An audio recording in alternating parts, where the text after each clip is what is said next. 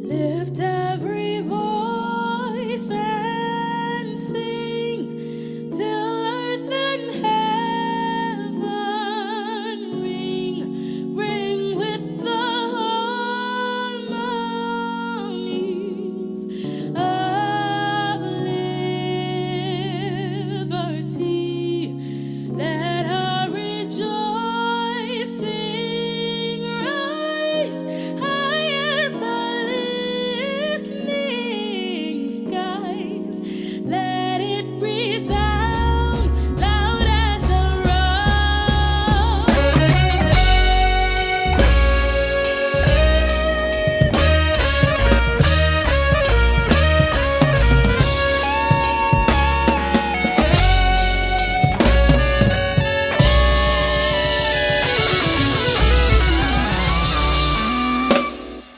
full of the hope that the present has brought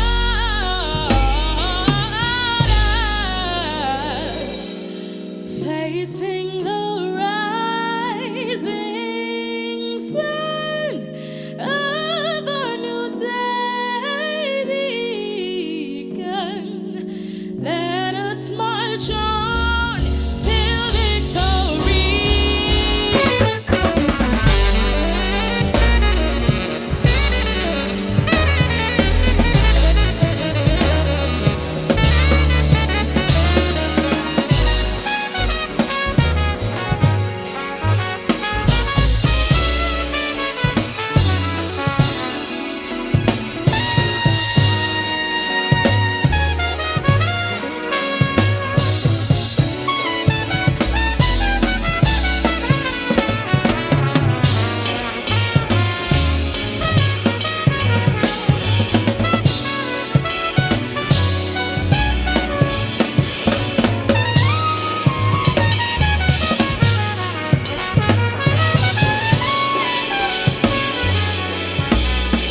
Facing the rising sun of a new day begun. Let us march on till victory is won.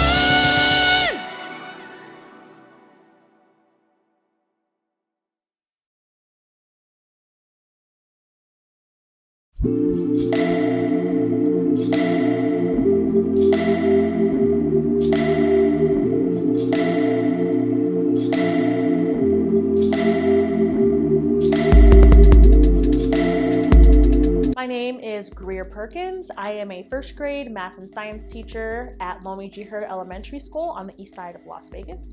I also have an up-and-coming nonprofit organization called Achievement Now. Our goal is to provide opportunities and experiences to Black and Brown students and disenfranchised families here in the Valley. Black History Month means to me a time for knowledge and celebration of Black culture. As a teacher, specifically in first grade, I think it is very important to let children know as early as possible the importance of their culture and their background and their roots. So for me, Black History Month is a time to spread that knowledge and allow children to celebrate their culture. I will be reading To the Moon by Jody Shepard.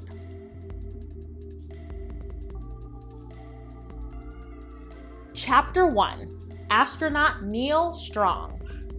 "Hey, that's almost my name," Neil shouted. He was at the Space Museum with his class.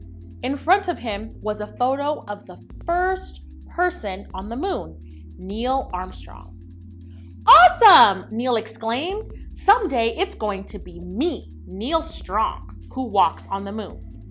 Did you know? The spacecraft Apollo 11 carried Neil Armstrong and 2 other astronauts to the moon on July 20th, 1969. The world watched on TV as Neil Armstrong stepped onto the moon.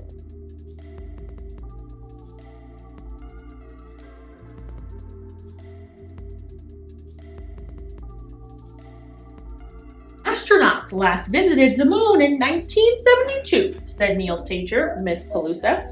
But scientists are talking about making moon landings again, with human astronauts or maybe with androids.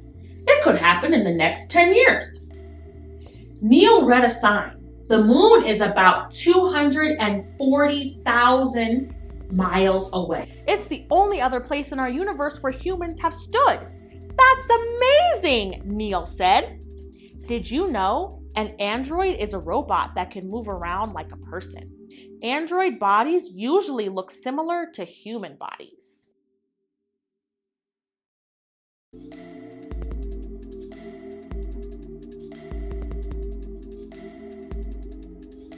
Neil spotted something else amazing.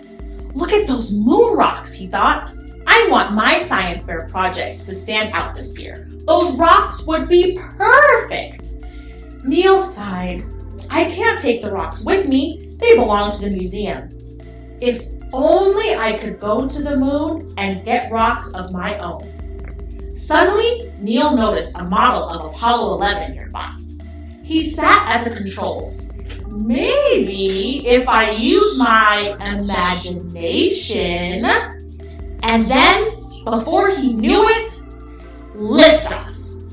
Did you know, billions of years ago, an object about the size of Mars crashed into Earth. Chunks of rock broke off from Earth and later formed the moon.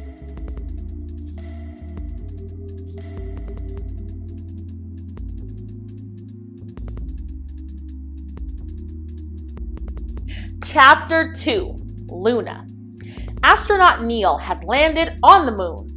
He gasped in wonder. The moon was amazing! And there was someone else there with him too, an android.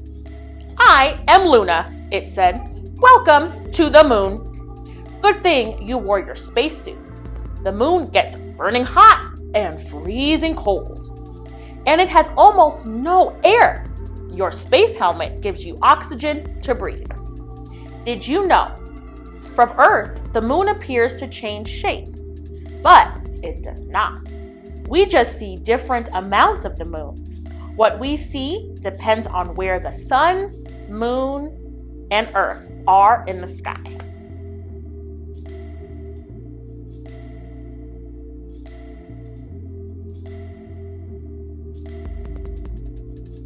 There was a lot to see. Mountains and hills and... Are those oceans? Neil asked. They look like oceans, Luna answered, but they are large fields filled with dark, solid lava. Neil spotted a lava rock. He stopped to pick it up for his science fair project. Then he saw footprints. Who could have made them? Did you know? Since the moon has very little air, there's no sound up there. Astronauts must talk to one another on radios inside their air-filled helmets.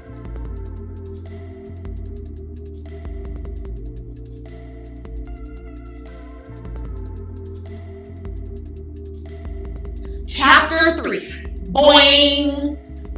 Luna saw the surprise on Neil's face. Do not worry. Those are Neil Armstrong's footprints, Luna explained. There's no wind on the moon, so Neil's footprints may last for millions of years. My footprints will last too, Neil thought. I'll be famous forever. He picked up a second rock. His science project was going to rock. Did you know? Astronauts from the United States have brought US flags to the moon. All but one of the flags are still standing. Apollo 11 knocked over its flag when it lifted off.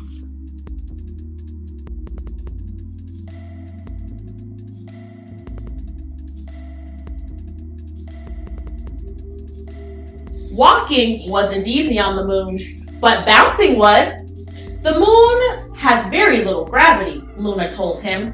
On Earth, gravity holds people and other things to the ground. Since the moon has less gravity, you weigh less here. Boingy, boingy. Jumping on the moon was fun. Did you know, if you weigh 50 pounds on Earth, you'll weigh just over 8 pounds on the moon?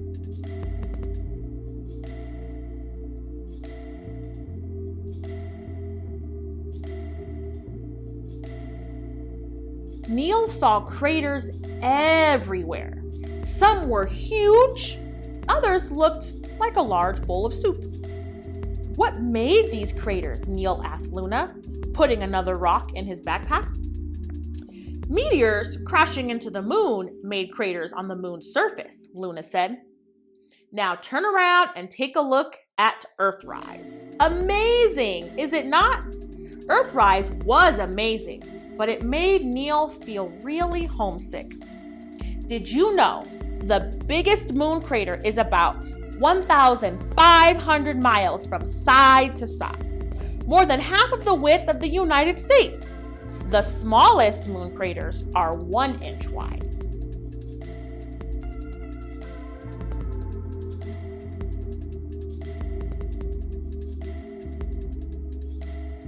Chapter 4, Back on Earth. Poof! Just like that, Neil was back at the museum, but he didn't have any rocks. He had imagined the entire mission. Still, he'd learned lots of cool facts about the moon. Neil knew how he could make his science fair project stand out. He'd share everything he'd learned, and he'd look up awesome pictures of the moon to show off at the fair. Even better, Neil thought, someday I'll go to the moon for real.